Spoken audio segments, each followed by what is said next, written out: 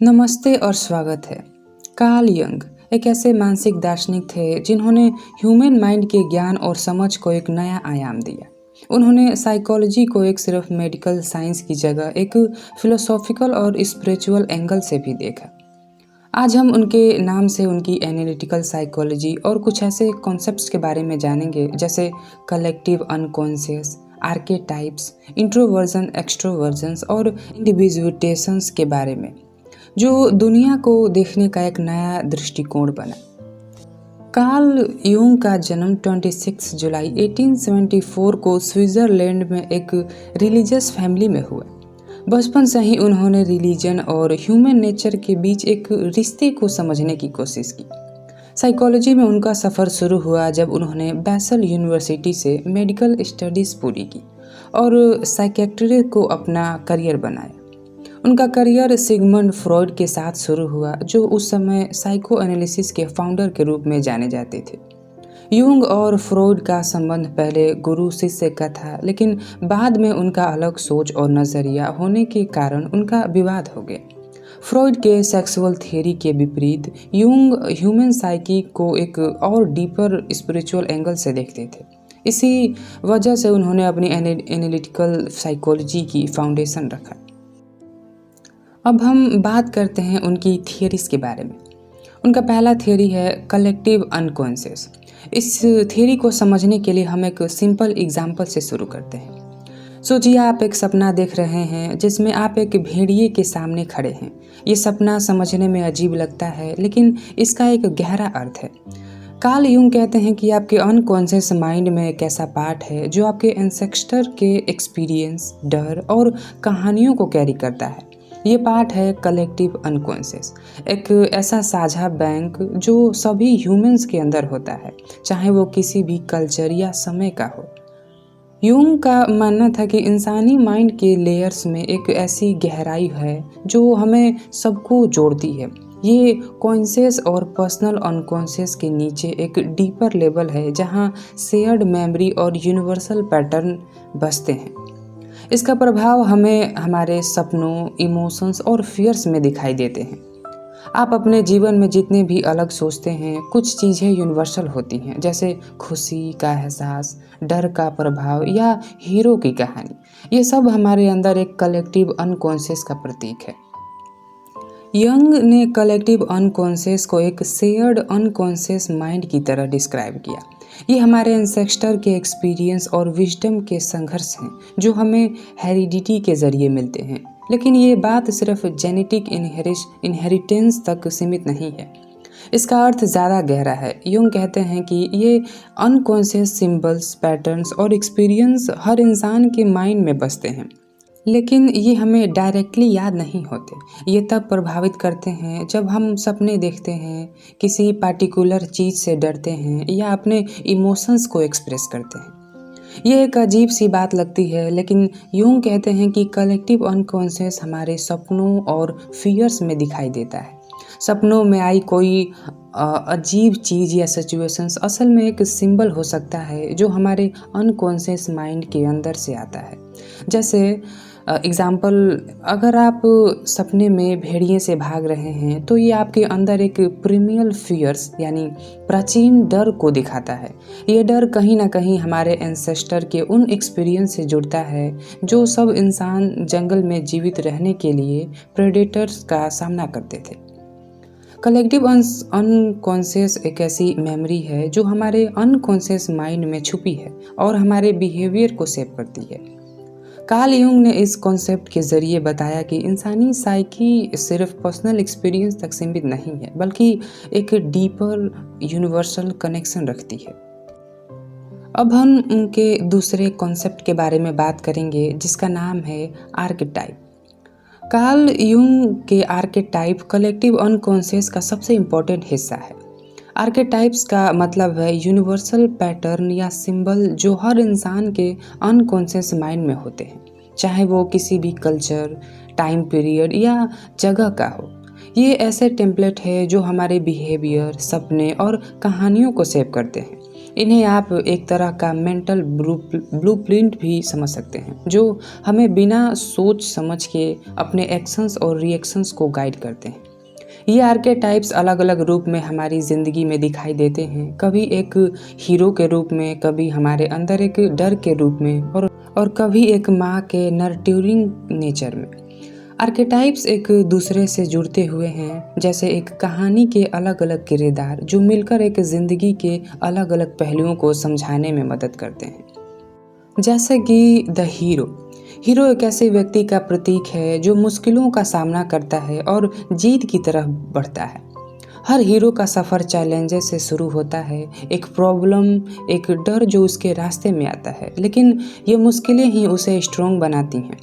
रामायण के राम हो या मॉडर्न मूवी के सुपर हीरोज़ जैसे स्पाइडरमैन, सुपरमैन या और हीरो अपने अंदर की ताकत और करेज को ढूंढकर जीत हासिल करता है। लेकिन हर हीरो का सफ़र में एक अंधेरा भी होता है, जिसे कार्ल युंग अपने थियरी में द शैडो कहते हैं। शैडो हमारे अनकॉन्शियस माइंड का वो पहलू है जो इनसिक्योरिटी, डर और फ्लॉज को दर्शाता है। जब एक हीरो अपने अंदर डर का सामना करता है, तभी वो असली हीरो बन पाता है। सोचिए, एक व्यक्ति अपने गुस्से को कभी कभी समझ नहीं पाता। शायद ये गुस्सा उसके अंदर किसी इनसिक्योरिटी या पास्ट के एक्सपीरियंस से आता है। ये उसका शैडो है। शैडो हमें सिखाता है कि अपने फ्लॉज और वीकनेस को समझना और उन्हें एक्सेप्ट करना ज़रूरी है, वरना वो हमारे ज़िंदगी में प्रॉब्लम्स क्रिएट करते रहेंगे। जब हीरो अपने डर को सामना कर रहा होता है, तब उसे एक नर्ट्यूरिंग और प्रोटेक्टिव एनर्जी की ज़रूरत होती है। यह एनर्जी द मदर का प्रतीक है। ये सिर्फ एक माँ का रूप में नहीं, बल्कि किसी भी सपोर्ट सिस्टम के रूप में होता है, जैसे नेचर का सहारा लेना या एक दोस्त का सहारा मिलना। मदर का आर्केटाइप्स बताता है कि हर इंसान को अपनी जर्नी में कभी न कभी सुरक्षा और प्यार की ज़रूरत होती है, ताकि वो अपने चैलेंजेस को सामना कर सके। हीरो का सफ़र में एक मेंटर या गाइड का होना ज़रूरी है, जो उसे मुश्किल समय में सही रास्ता दिखाए, और इसे कार्ल युंग अपनी थ्योरी में द वाइज ओल्ड मैन कहते हैं। कृष्णा का अर्जुन को महाभारत में ज्ञान देना और स्टार वॉर में योद्धा का ल्यूक स्काईवॉकर को ट्रेन करना, ये दोनों एग्जाम्पल दिखाते हैं कि एक गाइड इंसान के अंदर की ताकत को समझने में मदद करता है।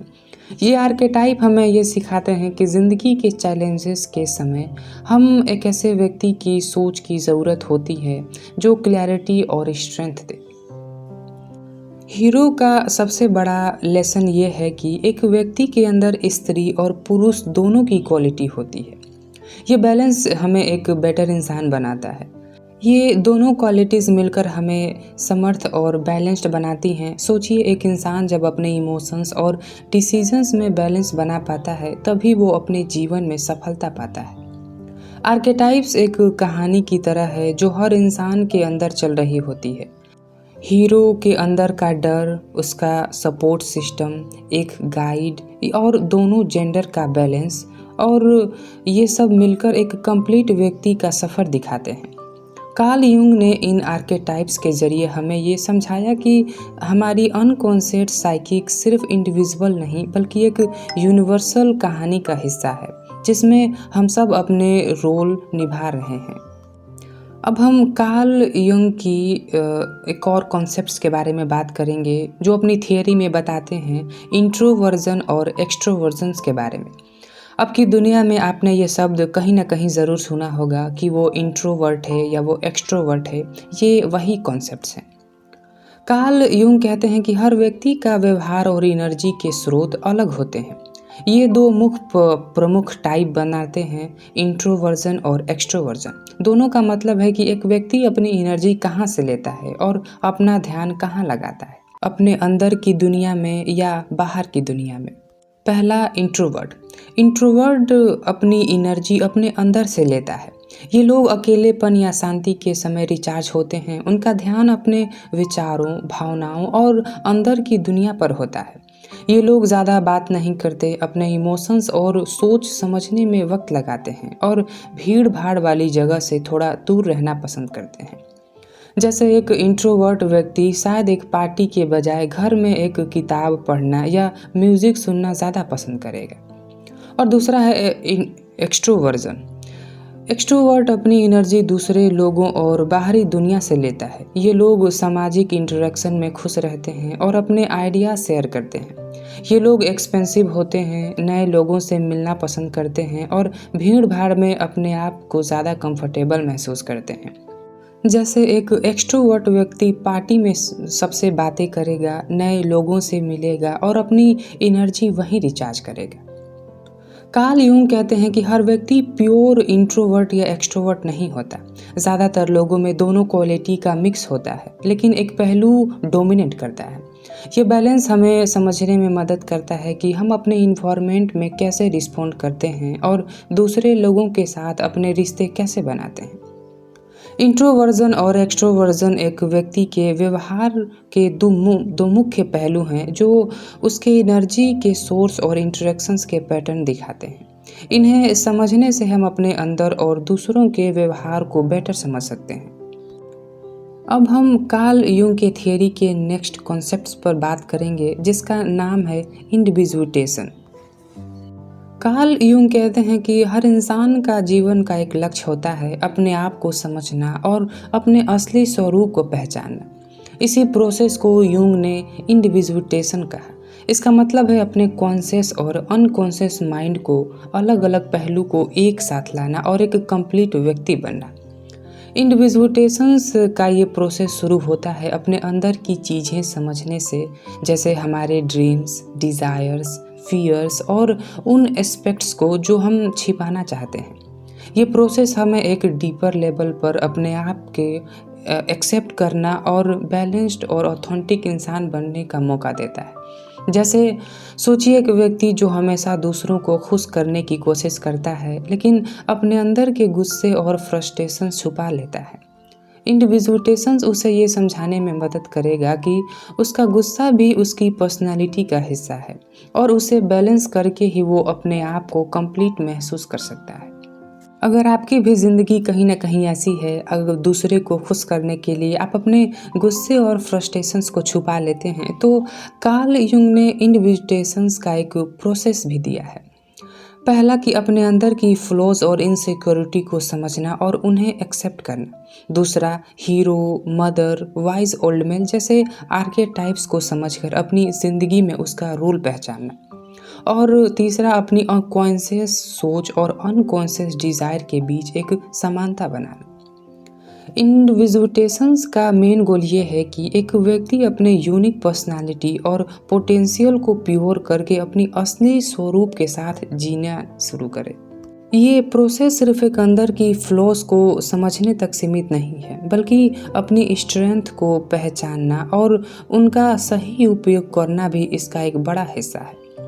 इंडिविजुएटेशंस हमें सिखाता है कि एक कंप्लीट और ऑथेंटिक इंसान बनने के लिए हमें अपने कॉन्शियस और अनकॉन्शियस माइंड का हर एस्पेक्ट को समझना और एक्सेप्ट करना ज़रूरी है। ये एक जर्नी है जो हमें अपने अंदर की खुद की दुनिया और आसपास की दुनिया के बीच एक समानता बनाने में मदद करती है। कार्ल यूंग की थियरी सिर्फ उनके समय तक सीमित नहीं रहा, बल्कि आज के मॉडर्न समय में भी अलग अलग क्षेत्रों में उनका एक बड़ा योगदान दिखाई देता है। उनकी सोच हमें समझने में मदद करती है कि इंसानी व्यवहार कैसे काम करता है और कैसे हमें अपनी ज़िंदगी को और समझकर बेटर बना सकते हैं। उनका योगदान मेंटल हेल्थ और काउंसलिंग में बहुत बड़ा योगदान रहा है। मेंटल हेल्थ और काउंसलिंग के फील्ड में यूंग की थियरी काफ़ी काम की है। उन्होंने पर्सनालिटी का कॉन्सेप्ट्स जैसे इंट्रोवर्जन और एक्सट्रोवर्जन दिया, जो आज भी थेरेपिस्ट और काउंसलर्स उसे यूज करते हैं। जैसे आज के समय में MBTI टेस्ट, ये एक टेस्ट है, माइगर ब्रिग्स टाइप्स इंडिकेटर, यंग के आइडिया पर आधारित है। ये टेस्ट लोगों की पर्सनालिटी को समझने और उनकी स्ट्रेंथ और वीकनेस के मुताबिक उन्हें गाइड करने के लिए यूज़ होती है। और उनका थियरी, कहानियाँ और सिनेमा के फील्ड में भी उनका काफ़ी योगदान रहा है। यूंग ने आर्केटाइप्स जैसे हीरो, शैडो और wise old man story line और सिनेमा में काफ़ी प्रभावशील है। एग्जाम्पल मूवीज जैसे स्टार वॉर में योद्धा एक वाइज ओल्ड मैन का प्रतिनिधि है और हीरो का सफ़र हर बड़े स्टोरी का हिस्सा है। कहानी लिखने, कैरेक्टर्स को बदलने में यूंग की थियरी का यूज़ करके राइटर्स और फिल्म मेकर ऐसे कैरेक्टर बनाते हैं जो सभी को रिलेटेबल लगते हैं। और यूंग की थियरी सेल्फ हेल्प और व्यक्तिगत विकास में भी बड़ा योगदान है। यंग के आइडियाज़ आज के सेल्फ हेल्प और पर्सनल डेवलपमेंट के क्षेत्रों में भी काफ़ी पॉपुलर हैं। लोगों को सिखाया जाता है कि अपनी इनसिक्योरिटी और अपनी फ्लॉज को एक्सेप्ट करना, अपने अंदर की जर्नी करना और अपने असली स्वरूप को पाना, ये सब यंग की इंडिविजुअलिटेशंस थियरी और शैडो कॉन्सेप्ट पर ही प्रेरित है। और उनका योगदान स्पिरिचुअलिटी और माइंडफुलनेस में भी है। स्पिरिचुअलिटी के फील्ड में भी यूंग काफ़ी इम्पैक्टफुल रहे हैं। उन्होंने कहा कि हम सब एक कलेक्टिव अनकॉन्शियस के माध्यम से जुड़ते हैं और ये बात आज के स्पिरिचुअल प्रैक्टिस में देखा जा सकता है। मेडिटेशंस और माइंडफुल प्रैक्टिस हमें अपने अनकॉन्शियस माइंड को समझने और अपने अंदर बैलेंस्ड बनाने में मदद करती हैं, जो यूंग के कॉन्सेप्ट से इंस्पायर हैं। और उनकी थियरीज लीडरशिप और टीम वर्क में भी देखा जा सकता है। ऑर्गेनाइजेशन और लीडरशिप के फील्ड में भी यूंग की थियरी काफ़ी काम की है। जैसे टीम में अलग अलग पर्सनालिटी टाइप के लोग को समझने और उनके बीच बैलेंस बनाने के लिए यंग की इंट्रोवर्जन एक्सट्रोवर्जन थ्योरी का यूज़ होता है। यंग के आर्केटाइप्स जैसे hero, wise old man leaderships के मॉडल और इम्पैक्टफुल बनाते हैं ताकि एक लीडर अपने टीम को इंस्पायर कर सके। कार्ल यूंग की सोच हमें ज़िंदगी के हर क्षेत्रों में बेहतर समझ और सुधार देने में मदद करती है। Mental health, cinema, self help, spirituality और लीडरशिप, हर जगह उनके आइडियाज़ का प्रभाव है। आज भी उनकी थियरी रेलेवेंट है और लोगों की ज़िंदगी बदलने में मदद कर रही है। अब हम बात करते हैं कंक्लूज़न की। कार्ल यूंग की सोच और उनका काम एक ऐसा दर्पण है जो हमें अपने अंदर और अपने आसपास की दुनिया को समझने में मदद करता है। उन्होंने इंसानी व्यवहार के कॉम्प्लेक्स एस्पेक्ट्स को सिंप्लीफाई करते हुए ऐसे टूल्स और कॉन्सेप्ट्स दिए जो आज भी mental health, self environment, story telling और लीडरशिप जैसे क्षेत्रों में काम आता है। यंग की थियरी हमें ये सिखाती है कि अपने अनकॉन्शियस माइंड को समझना और एक्सेप्ट करना ही एक बैलेंस्ड और फुलफिल ज़िंदगी की कुंजी है। चाहे वो अपने अंदर एक फ्लॉज को समझना हो, अपनी असली स्वरूप को ढूंढना हो या दूसरे के व्यवहार को समझना हो, यंग के आइडियाज़ हर जगह एक रोशनी की तरह काम करते हैं। आज के समय में उनका योगदान हमें ये याद दिलाता है कि इंसानी मन और व्यवहार को समझने की जर्नी कभी पूरी नहीं होती और हम सब अपनी ज़िंदगी में इंडिविजुअलिटेशंस की तरफ एक कदम और बढ़ा सकते हैं। यंग की लेगेसी ये है, अपने आप को समझो, अपने आसपास की दुनिया से जूझो और एक कंप्लीट इंसान बनो। तो आज के लिए बस इतना ही था। अगर आपको किसी और टॉपिक पे एपिसोड्स चाहिए तो आप हमें कमेंट सेक्शन में बता सकते हैं। आपका एक कमेंट मुझे मोटिवेट करता है और नए एपिसोड्स बनाने में। तो आपसे मैं मिलता हूँ अगले एपिसोड में एक नए टॉपिक के साथ। तब तक के लिए अपना ध्यान रखिए। धन्यवाद। मेरा नाम है आकाश कुमार।